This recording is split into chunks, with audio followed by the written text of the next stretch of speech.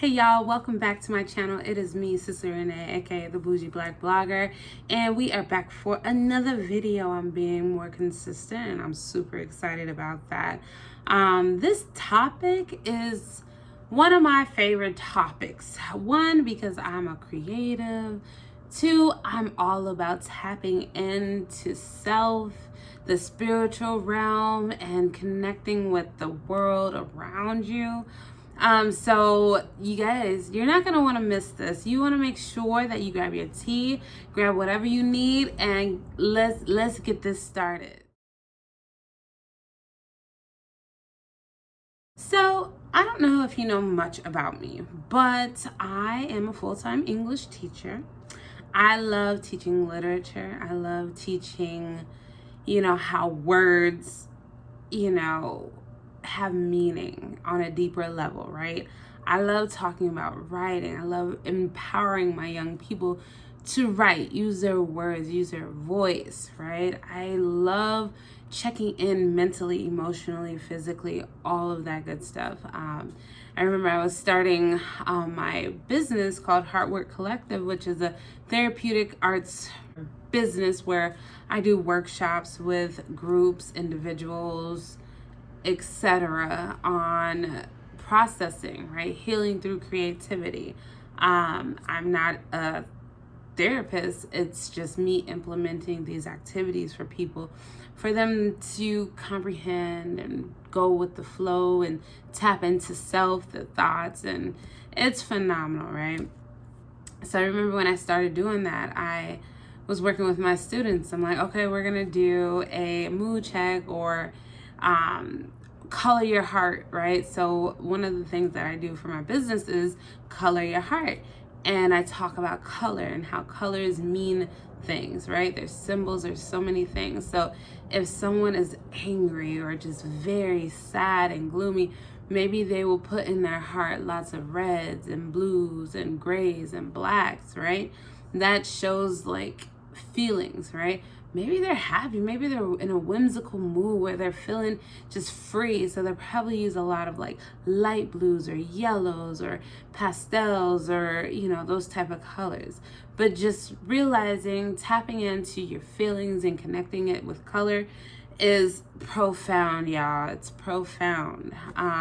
Many times we're just like, I don't know how to create, I don't know what to do, and I usually start my workshops with color your heart, right? So over the past year, I've hosted many workshops, right? And with that, I started a newsletter for my followers for that specific business. So if you're interested in getting my bi-monthly inspirations newsletter, it just comes with a lot of like really cool reflective moments or ideas, tips, activities, challenges, and so much. So make sure I'll post the link below, and so you can get involved on that. So this video is actually going to go into the next newsletter, so you guys gotta make sure you sign up. I'll make sure I try and send it one more time after you subscribe, you know what I'm saying? But I wanted to talk about tips on manifesting a creative lifestyle. And one thing you have to understand is that creativity is healing, right? I'm not telling you to create just to be creating, but it's all about the process. It's all about, experiencing the feelings, the emotions, how you move, tapping into your muscles, your breathing process, your thoughts, just feeling your body, not just only with just creating, but just really getting in tune with who you are and how you react to certain things. Back into my workshops, a lot of the times I bring up things or activities. I have activities where they start thinking of so many things and they're so mind blown, oh my gosh, I can't believe I forgot about that. Or I just remember this amazing moment that I've had, and people would be thanking me after, the workshops and stuff like that. So not only do I want you to create just for, one time or, just to create. I want it to be a lifestyle because I absolutely know that creating is healing, right? I want you to be able to create, whether it be in the kitchen or working out, coming out with new dances, talking with people, reading a book, whatever it may be. But like the act of creating and moving and tapping into yourself in a creative way is a lifestyle, and it's like medicine, you guys. You have no idea how often I create, especially because I deal with a lot of stress, right? I have a lot that happens as a teacher, right? And especially during this whole COVID situation, I'm like, yo, like stress is manifesting in many different ways than what I was used to. And so making sure that you're creating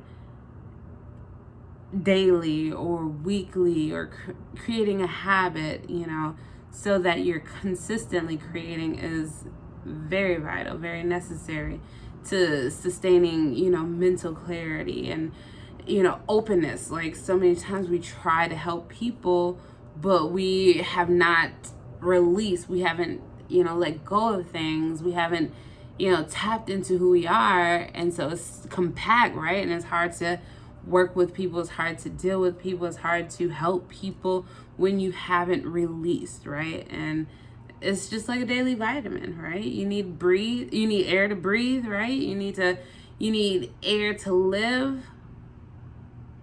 Creating, I feel like you have to do that. That's just me and my interpretation or whatever. All right, I know you've been waiting for these tips, so let's get it started. I'm going to give you a few tips, and I'm going to tell you to go to the website and read more, because that's just what we do, right? Tip number 1, creating a space.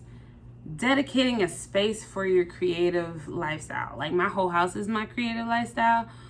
I create everywhere, but if there's certain places in my house that I use. So if I'm like meditating and all of that, I'm either in the bathroom or in my studio / garage. So those are my places where I do more of my internal reflection and praying and manifesting and, saying my affirmations. So my spaces. But I also have space for my watercolors and my gouache, and then I have space for my acrylics. But that's just me as an artist. So you want to make sure you create a space. It could be your garage, it could be your balcony, it could be maybe your bedroom or your closet, where you can create this space of creativity, right? So this is where maybe you'll start off by like your prayers, your manifestations, your, tapping into a higher self before even creating on a tangible level. So my first tip is finding and creating a space for you to focus, right? To get clarity and dive in deeper.